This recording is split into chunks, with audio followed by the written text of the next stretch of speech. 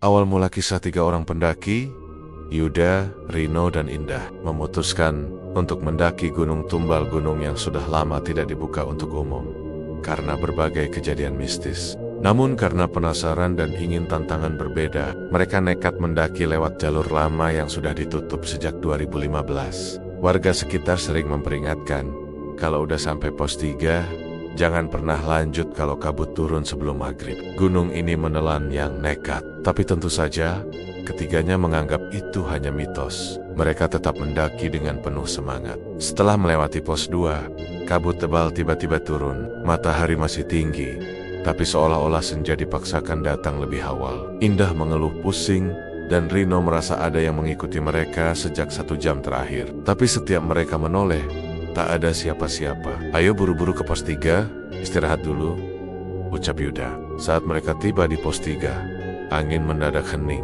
terlalu hening. Tak ada suara binatang hutan, hanya suara napas mereka dan langkah samar yang terus mengiringi. Di tengah keheningan, mereka melihat satu tenda lama berdiri di pojok area camp, lusuh dan robek sebagian. Tapi dari dalamnya terlihat nyala lampu. Namun saat Yuda membuka tenda itu, tak ada siapa-siapa. Lampu yang terlihat dari luar ternyata hanya pantulan cahaya aneh yang menggantung di dalam. Anehnya, di lantai tenda ada sepatu kotor dan sobek milik pendaki, lengkap dengan kartu identitas bernama Doni. Indah mulai menangis, mengaku melihat seorang perempuan berambut panjang, wajahnya penuh luka, berdiri di balik pohon sejak mereka sampai.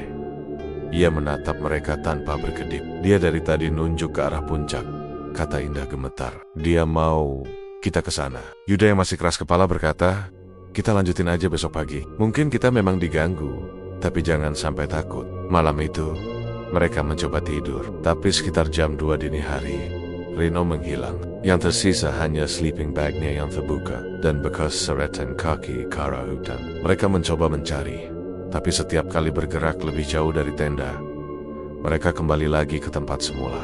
Indah kerasukan, ia menunjuk ke atas sambil tertawa dan berkata, satu lagi harus ke atas, harus dibawa turun penggantinya. Yuda pingsan karena stres dan kelelahan. Ia bangun keesokan harinya di pos pendakian awal. Seorang relawan SAR menemukannya sendirian, tergeletak di pinggir jalur. Saat ditanya, ia hanya bisa berkata pelan, aku lihat Rino digiring ke puncak sama perempuan itu. Tapi bukan puncak gunung ini, bukan dunia ini.